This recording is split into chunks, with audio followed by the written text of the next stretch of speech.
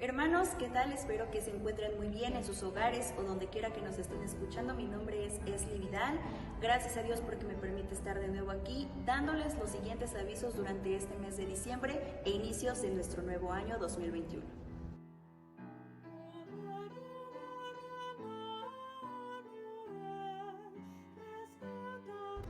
Del mismo modo, hermanos, el día 31 de diciembre tendremos un culto especial a través de la plataforma de Zoom.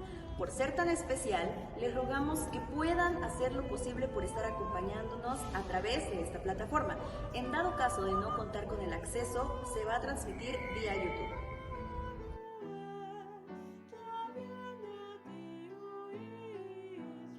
Hermanos, como cada año estamos actualizando nuestro directorio, por lo cual les pedimos que si alguien cambió de número de celular, de número de casa o de dirección, nos los hagan saber para poder actualizarlo.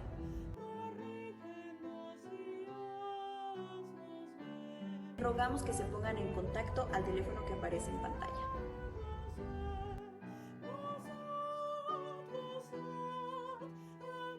Recordamos a todos los ministerios, organizaciones y sociedades que la fecha límite para entregar sus planes de trabajo es el día 31 de enero del 2021.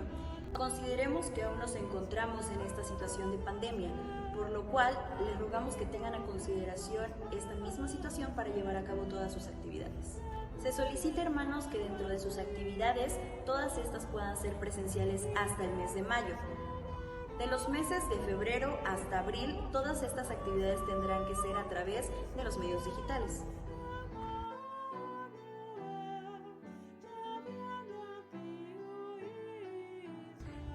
Dentro de los trabajos pastorales se llevará a cabo el desafío La Biblia en un año, para lo cual se les invita a participar. Este será de una manera totalmente diferente con lecturas semanales para que cada quien vaya a su ritmo. Si usted desea participar de este desafío en lectura y estudio de la palabra, les invitamos a ponerse en contacto con el pastor de la iglesia.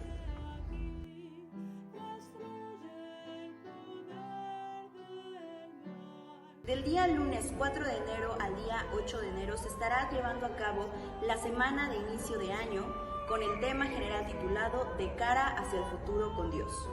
Habrá 5 conferencias y serán transmitidas vía Zoom y vía YouTube. Dichas conferencias se llevarán a cabo en un horario de 6 de la tarde.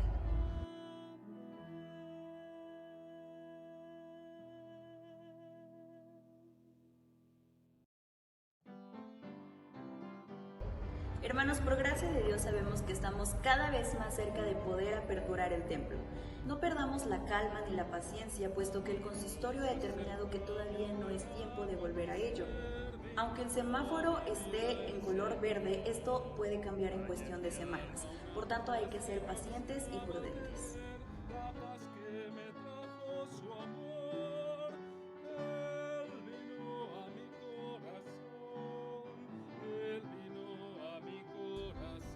En cuanto el semáforo sea más estable, el consistorio determinará el día exacto para poder aperturar de nuevo nuestro templo.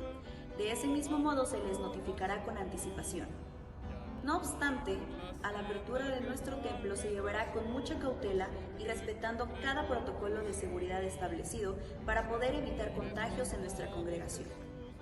Tanto el consistorio como la Junta de Diáconos están trabajando arduamente para que el regreso sea seguro y óptimo para la adoración al Señor.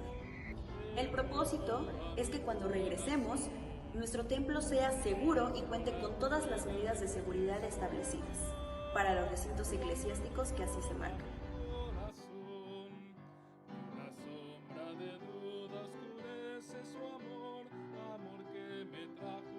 Doy gracias a Dios que me permitió estar con ustedes durante este tiempo de avisos, aunque sea a través de la distancia, hermanos. Y estoy muy feliz porque estamos en estas fechas decembrinas. Les deseo una feliz Navidad, un año nuevo muy próspero, que Dios los siga bendiciendo muchísimo y a pesar de esta contingencia estar unidos en el Señor. Yo soy Esli Vidal y que Dios les bendiga mucho.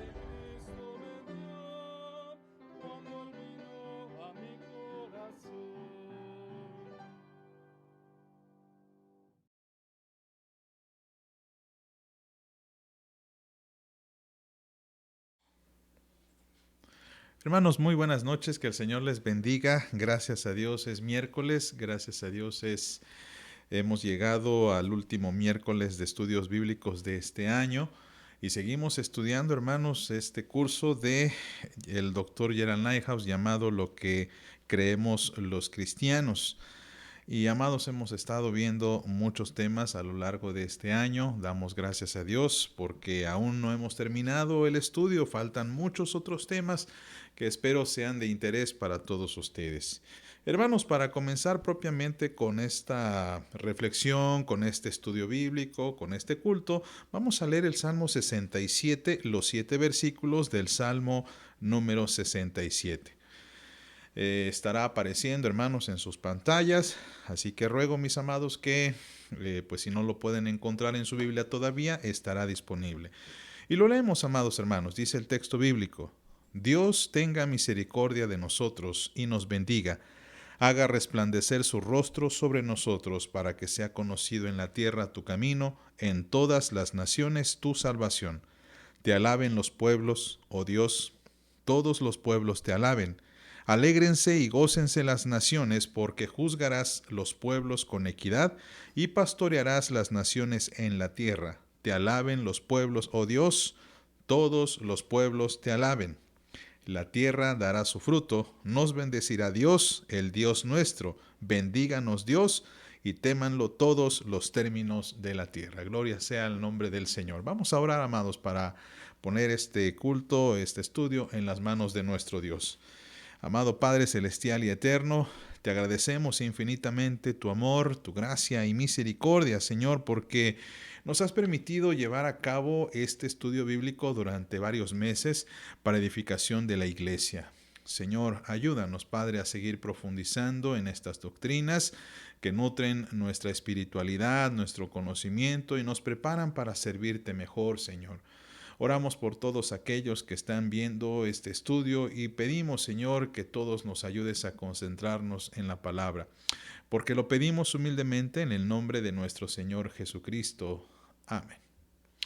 Hermanos, sean todos bienvenidos, que tengan una bendecida noche hoy miércoles y que tengan un bendecido año nuevo, una fiesta de año nuevo que estaremos celebrando mañana jueves, y ya conocen ustedes que estaremos a través de Zoom, y les ruego que estén listos y dispuestos. Hermanos, vamos a entonar el himno 57.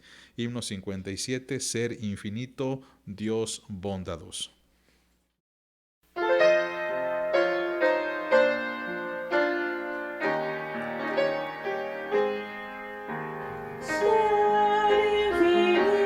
alabamos,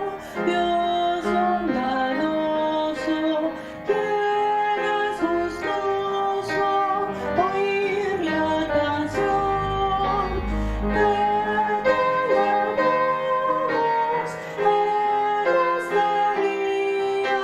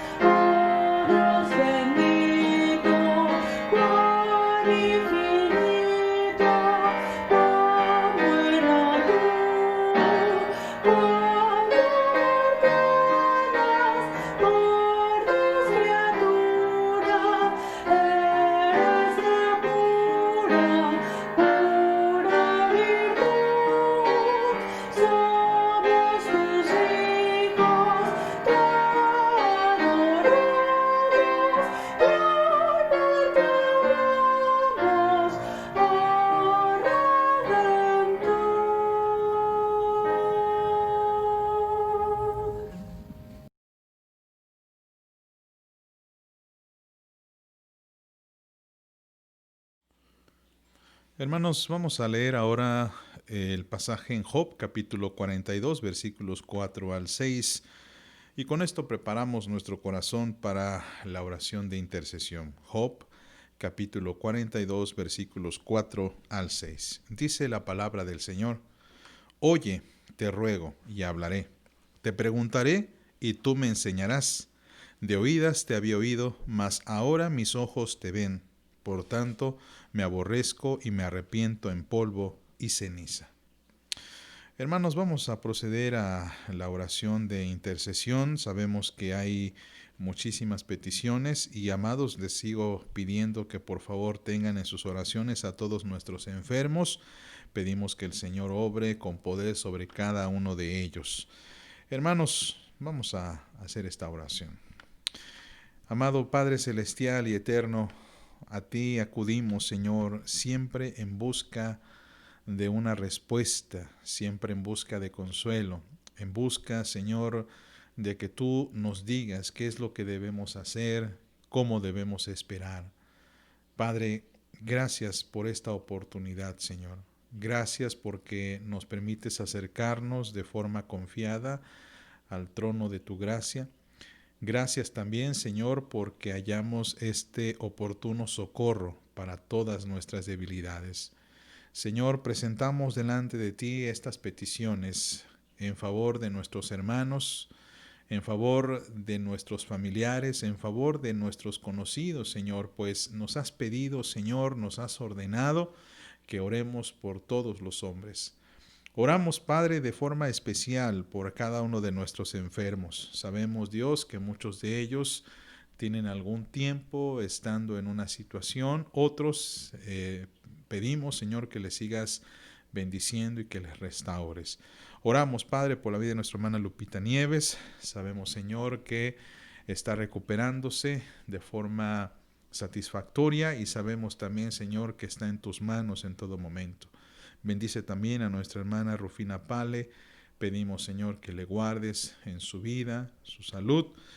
Por la vida de nuestra hermana Chelito, Señor, quien gracias, Padre, porque has permitido que el tratamiento que esté llevando, Señor, haya sido de bendición y ahora va a seguir sometiéndose, Señor, a este tratamiento. Pedimos también por nuestro hermano Rafael Osorno, por esta enfermedad en su piel, nuestra hermana Francis Maldonado, Señor, quien tiene algunas molestias, también por Lilia Andraca, que se encuentra enferma, Daniel Jiménez. Pedimos, Señor, que bendigas la vida también de Samuel Jiménez Abad, quien se ha quejado de algunos problemas de salud. Rogamos que guarde su vida. Por Hermelinda Morales también pedimos, Señor, debido a este accidente que sufrió y, Padre, en el que se vio comprometida, Señor, en su aspecto físico, pedimos que le restaures, que bendiga su vida. Por Yadir Hernández, Joel Barranco, Alicia Andraca y Lucas Abad, Señor, quien rogamos que siga recuperándose, Padre. También te damos gracias por la vida de Esther Jiménez Calderón y pedimos que le sigas guardando y bendiciendo. Por Juan Manuel Campos y Valeria Campos, que tienen COVID. Te pedimos por la familia Sequeda y en especial por nuestra hermana Silvia, Señor, quien tiene algunas complicaciones del COVID. Señor, ten misericordia de nuestra hermana, ayúdale. Bendice a nuestro hermano, Señor, Víctor, a sus hijos, Señor, y permite que sigan adelante a pesar de estas circunstancias. Sabemos, Señor, que tú estarás restaurando la vida de su esposa. Te pedimos, Señor, que tú tengas misericordia de nuestra hermana. Por Oralia Rodríguez también pedimos por esta enfermedad del COVID. Verónica, Ismael y Jorge Ángel Avelino, que también tienen COVID. Y por Rubén García, Señor, y por Pedro, quienes tienen esta enfermedad. Ten misericordia de ellos, te rogamos, Señor, y sigue guardándoles. También pedimos por la vida de Josué López, por su esposa, su hijo, América Carmona, su situación laboral. Pedimos dirección y guía, Señor, en la vida de Alma Pérez. Pedimos, Señor, que le guardes y le bendigas también por la vida de Rogelio Pérez Díaz Ordaz, para que puedas proveerle, Señor, de un trabajo. Pedimos también, Señor, por la vida de Edith García, por su situación laboral, por Rafael Osorno, su viaje, Lucio Caña, y te agradecemos por las vidas de Areli y de Oscar, que han celebrado un aniversario, Señor. También te damos gracias por la vida de todos nuestros hermanos que siguen enfrentando esta pandemia, Señor, en sus trabajos. Rogamos tú los guardes, Señor, a cada uno de nuestros hermanos, a cada una de las enfermeras, de los médicos, especialmente de aquellos que han sido trasladados a la Ciudad de México para apoyar los trabajos en la capital del país, y pedimos, Señor, que le sigas guardando. Oramos por tu iglesia, Señor. Oramos por cada uno de mis hermanos, por los enfermos, por aquellos que a lo mejor están padeciendo alguna necesidad. Señor, mueve a tu iglesia para que podamos traer a nuestra memoria el recuerdo de todos ellos. Y sigue proveyendo, te rogamos, bendición. Padre, esto lo pedimos y esto lo rogamos en el nombre y por méritos de nuestro Señor Jesucristo. Amén. Gloria a Dios. Hermanos, vamos a entonar dos himnos a continuación.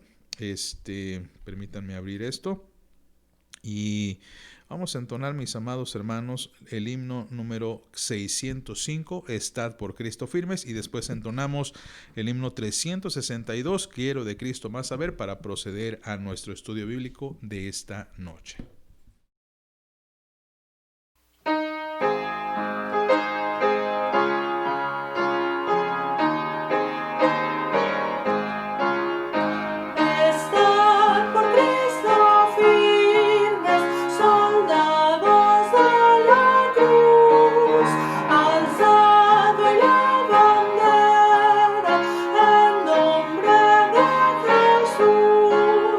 Es nuestra la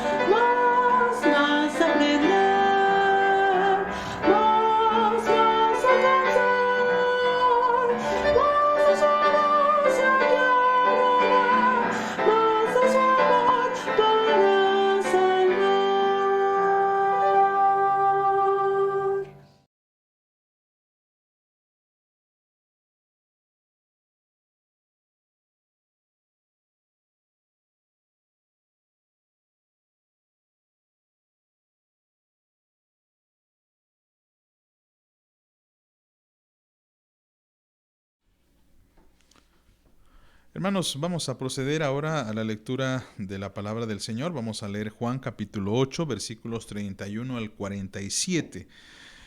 Un pasaje algo largo, pero pues vamos a leer la palabra del Señor para que nos prepare al estudio de esta noche, que hablará de las marcas de la iglesia. Las marcas de la iglesia, Juan 8, 31 al 47, dice la palabra del Señor. Estará en sus pantallas. Dice: dijo entonces Jesús a los judíos que habían creído en él: si vosotros permaneciereis en mi palabra, seréis verdaderamente mis discípulos, y conoceréis la verdad, y la verdad os hará libres. Le respondieron: linaje de Abraham somos, y jamás hemos sido esclavos de nadie. ¿Cómo dices tú, seréis libres? Jesús les respondió: de cierto os digo, que todo aquel que hace pecado, esclavo es del pecado. Y el esclavo no queda en la casa para siempre, el Hijo sí queda para siempre. Así que, si el Hijo os libertare, seréis verdaderamente libres. Sé que sois descendientes de Abraham, pero procuráis matarme, porque mi palabra no haya cabida en vosotros. Yo hablo lo que he visto cerca del Padre, y vosotros hacéis lo que habéis oído acerca de vuestro padre. Respondieron y le dijeron: nuestro padre es Abraham. Jesús les dijo: si fueseis hijos de Abraham, las obras de Abraham haríais, pero ahora procuráis matarme, a mí, hombre que os he hablado la verdad, la cual he oído de Dios. No hizo esto Abraham. Vosotros hacéis las obras de vuestro padre. Entonces le dijeron: nosotros no somos nacidos de fornicación, un padre tenemos, que es Dios. Jesús entonces les dijo: si vuestro Padre fuese Dios, ciertamente me amaríais, porque yo de Dios he salido y he venido, pues no he venido de mí mismo, sino que Él me envió. ¿Por qué no entendéis mi lenguaje?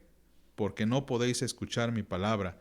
Vosotros sois de vuestro padre el diablo, y los deseos de vuestro padre queréis hacer.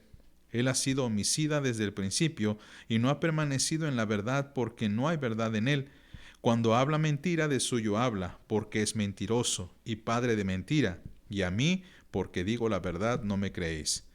¿Quién de vosotros me redarguye de pecado? Pues si digo la verdad, ¿por qué vosotros no me creéis? El que es de Dios, las palabras de Dios oye. Por esto no la oís vosotros, porque no sois de Dios. Bien, amados, pues hemos estado en este itinerario de la eclesiología, el estudio de la iglesia o el estudio de la doctrina de la iglesia, y hemos hablado de la definición de la misma. Ya hemos pasado ahora a hablar de los atributos de la iglesia, que nos hablan acerca de la esencia de la iglesia, de cómo la iglesia se distingue pero en su interior, cómo la iglesia es en sí misma y cómo podemos hallar esa iglesia que tiene estas connotaciones que no son evidentes, pero que forman parte esencial de la misma. Por eso hablamos de estas distinciones o estos atributos como marcas, si queremos llamarle así, marcas internas de la iglesia. Pero cuando hablamos de marcas propiamente hablando, dentro de la teología reformada, nos referimos un poco más hacia lo externo. Marcas es algo como podemos identificar a una iglesia a simple vista. Recuérdese, amados, que cuando hablamos de los atributos, hablamos, por ejemplo, de la santidad.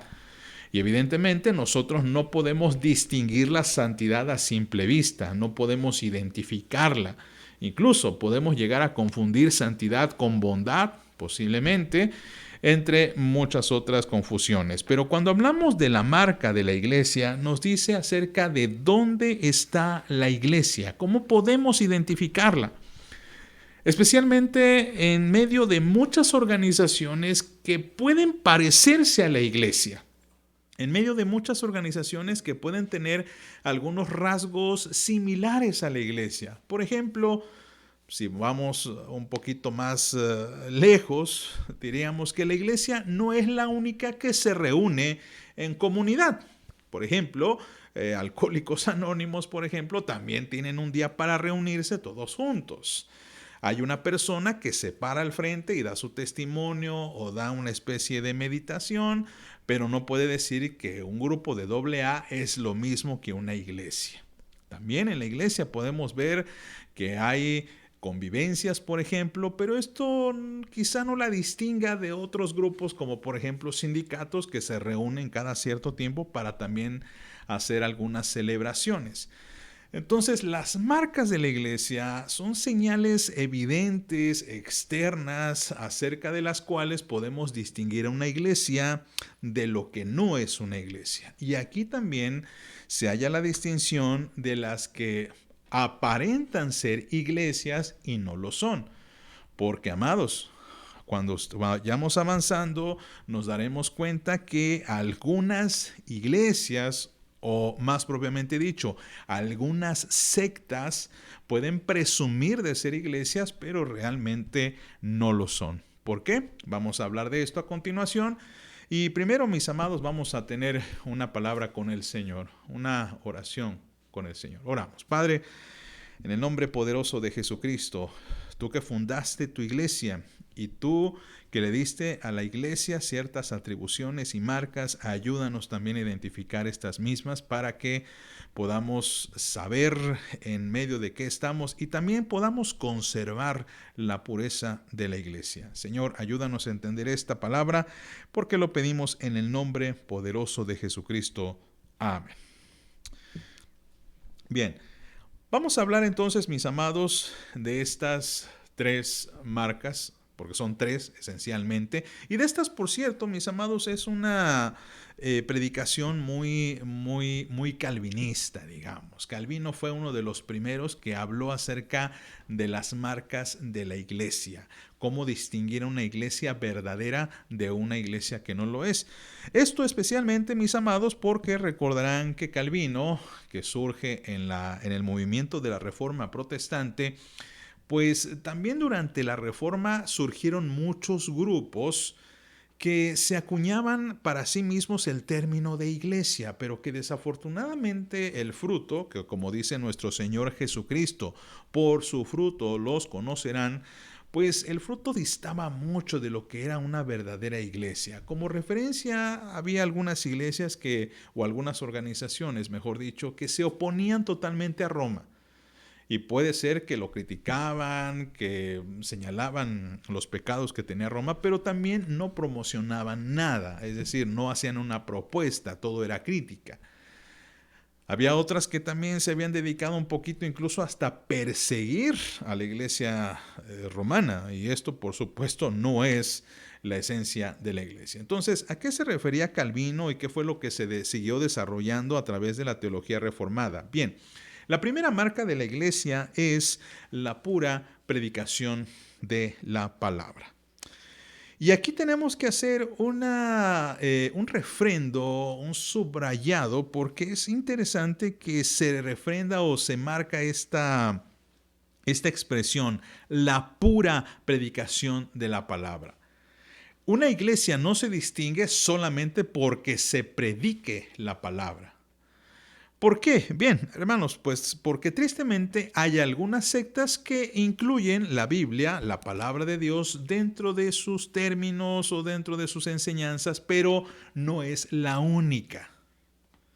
Por ejemplo, ustedes saben, el catolicismo romano, dentro de su liturgia, dentro de su enseñanza, dentro de su doctrina, no solamente enseñan la Biblia, también enseñan, por ejemplo, los escritos papales, las doctrinas que han hecho estos concilios vaticanos, estos concilios a través de los siglos. Entonces, la Biblia no es la única regla, es una de tantas. Así también otras religiones, por ejemplo, vamos a hablar de los testigos de Jehová, tienen dentro de sus escritos no solamente la Biblia, sino también los escritos de sus fundadores. Los mormones también poseen lo que es el libro del Mormón. Y así podemos seguir hablando de muchas sectas y religiones que a la Biblia le agregan algunos documentos. Por eso la teología reformada refrenda esto y dice que la pura predicación de la palabra es importante. Y no se habla de la predicación de la palabra, sino de la pura predicación de la palabra. La Biblia es el centro de la enseñanza en una iglesia. Y esto quiere decir, hermanos, que lo principal en los cultos y en la vida congregacional debe ser la comunicación de la palabra. La proclamación de la palabra es el punto central de la iglesia. En algún momento recuerdo haber leído también dentro de los comentarios de Calvino que era la comunicación de la palabra sola. Pero también cuando se habla de pura, porque aquí está expresada este adjetivo de la pura, implica que tiene que ser una predicación sana, una predicación atinada, una predicación que no se base solamente en una especie de ojeada de la Biblia, sino en una profundización. Por eso, mis amados hermanos, durante muchos siglos las iglesias reformadas se han distinguido por ser iglesias que profundizan en la palabra, iglesias que profundizan en la enseñanza bíblica, no solamente la mencionan como de pasada. Y por esta razón, hermanos, se pone mucho énfasis en que los ministros de la palabra y de los sacramentos, los ancianos de iglesia, sean entendidos en la palabra, porque no queremos, ¿verdad?, que se predique desde el púlpito algo neófito, digamos. Por eso, la pura predicación de la palabra implica también una preparación constante. Y una preparación constante no solamente en los oficiales de la iglesia, ancianos, diáconos, pastor, sino también en la vida de los miembros de la iglesia. Hermanos, en todo momento hemos llamado a que la iglesia se prepare y esté con su Biblia abierta. Por eso también, hermanos, en la iglesia se enfatiza mucho que cada creyente debe tener su Biblia. No quiero hacer una crítica, ¿verdad?, acerca de la religión popular, pero es evidente que cuando una persona asiste a una misa, asiste a una liturgia de tipo católico romano, pues la Biblia va sobrando. ¿Por qué? Porque los feligreses, quienes asisten a la iglesia o a esa iglesia, pues no traen la Biblia con ellos. En cambio, en la iglesia cristiana, en la iglesia reformada, se pide, y de hecho se debería exigir, que cada creyente traiga su propia Biblia. ¿Usted tiene su propia Biblia, hermano? Yo espero que sí. Pero no solamente que traiga su propia Biblia, sino la idea es que usted estudie la Biblia por sí mismo. Hemos hecho este llamado, así como los cristianos de Berea, quienes dice la palabra del Señor, que escudriñaban en las Escrituras cada vez que les predicaban para ver si estas cosas eran así. La idea no es que la Biblia sea un accesorio en nuestra vida, sino que sea nuestro manual de vida. Un libro al que recurramos cada vez que lo necesitemos, pero especialmente cada día de nuestra vida. Y por eso, hermanos, y aprovecho para hacer esta promoción nuevamente de la Biblia en un año. Estamos haciendo esta promoción. Si usted no ha leído la Biblia completa, enterita, de tapa a tapa, le invito a que se anexe a la lectura en un año que va a comenzar, Dios mediante, el próximo domingo 3 de enero. La Biblia, entonces, debe ser una marca indeleble de una verdadera iglesia. La segunda cosa, mis amados, porque son temas que a veces son muy sencillos, es la correcta administración de los sacramentos. Obviamente nos encontramos en una discusión, porque recuerden que esto lo propuso Juan Calvino, y Juan Calvino lo propone en un contexto en el que hay ese debate por los sacramentos, especialmente porque la correcta administración de los sacramentos consiste primeramente en coincidir que estos son solamente dos, aquellos que son establecidos por Cristo. Recuérdese, amado hermano, que el catolicismo romano enfatiza en cerca de 7 sacramentos, si mal no recuerdo, los cuales no son solamente los que Cristo instauró, los cuales son el bautismo y la Santa Cena. Para el catolicismo romano, por ejemplo, el matrimonio es un sacramento. La confesión es un sacramento. La confirmación es otro sacramento. Y así otros sacramentos como por ejemplo la unción de los enfermos o lo que es el ordenamiento sacerdotal, cosas que en la Biblia no se encuentran y por esa razón una cosa lleva a la otra. Si nosotros enfatizamos que la Biblia es el único libro, el único medio de lectura en la iglesia, entonces se entiende que nuestras doctrinas tienen que estar basadas en la palabra de Dios. Y la palabra de Dios nos dice que únicamente Jesús mandó a que enseñásemos el Evangelio y que bautizáramos a las personas en el nombre del Padre, el Hijo y el Espíritu Santo. Y la segunda cosa que Jesús pidió, que Jesús ordenó, fue celebrar la Santa Cena hasta que Él viniese. Esas dos ordenanzas, mis amados, son los sacramentos. Y una iglesia verdadera no solamente los coincide, sino que también los administra. Pero ojo aquí.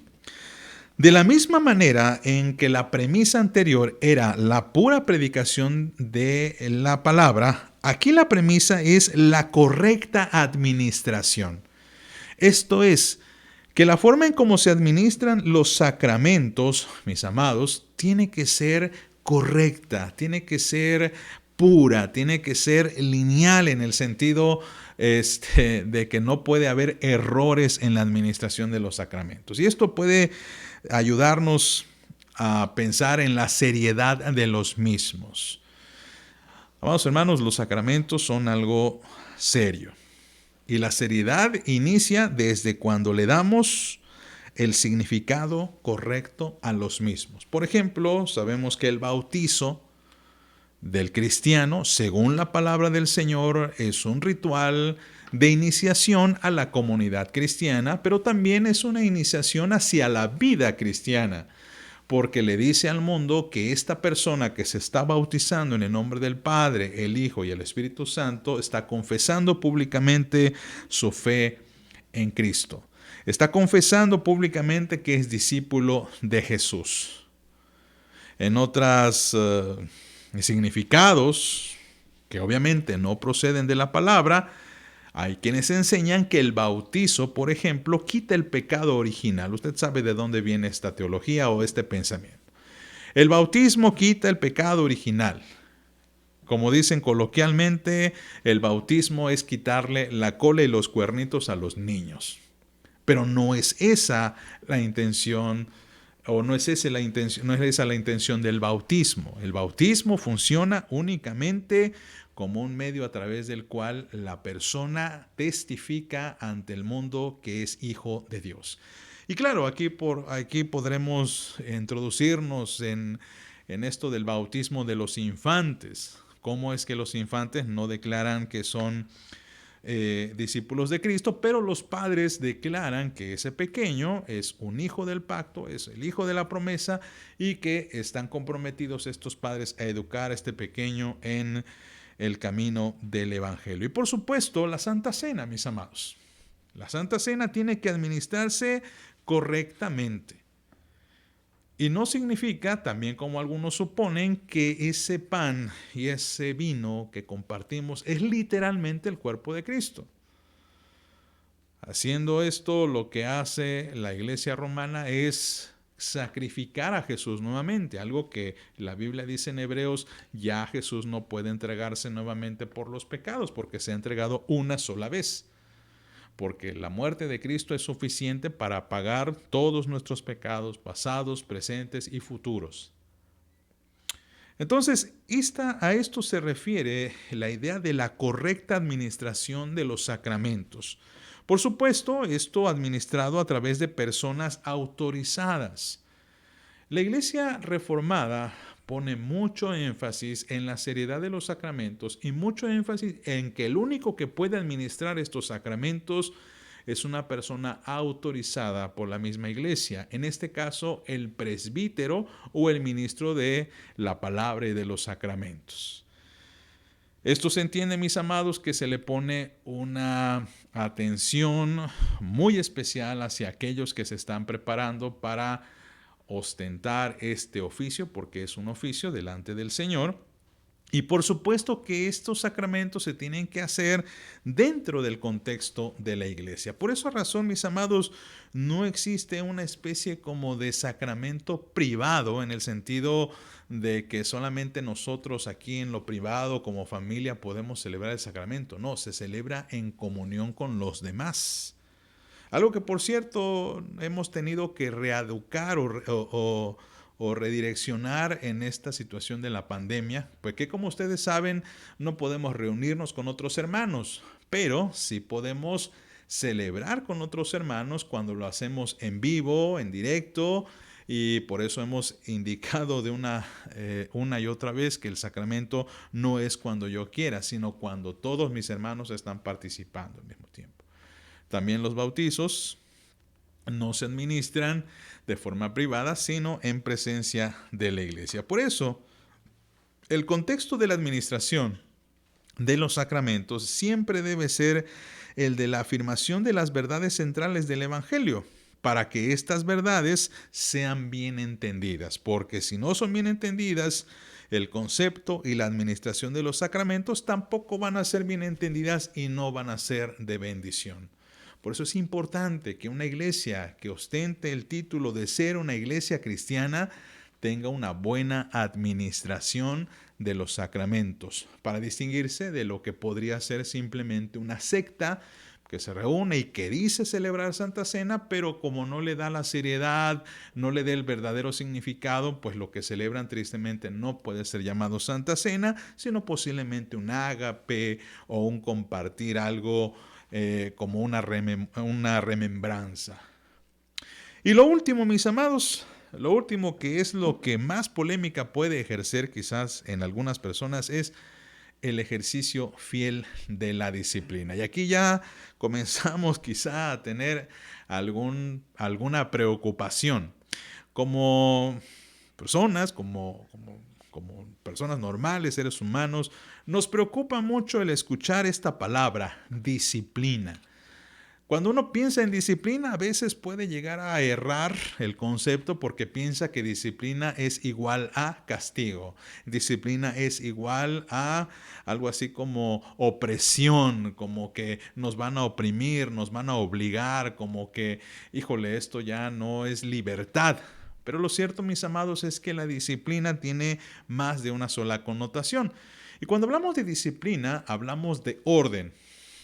Hablamos de norma, pero una norma apegada, por supuesto, a la Biblia. Y aquí, mis amados, por eso la disciplina no es únicamente una disciplina, sino que hablamos de un ejercicio fiel de la disciplina. Si usted nota, las tres marcas de la iglesia tienen un adjetivo. En el caso de la palabra, hablamos de la predicación pura de la palabra. En el caso de los sacramentos, hablamos de una administración fiel de los sacramentos. Y cuando hablamos, o de una correcta administración de los sacramentos, cuando hablamos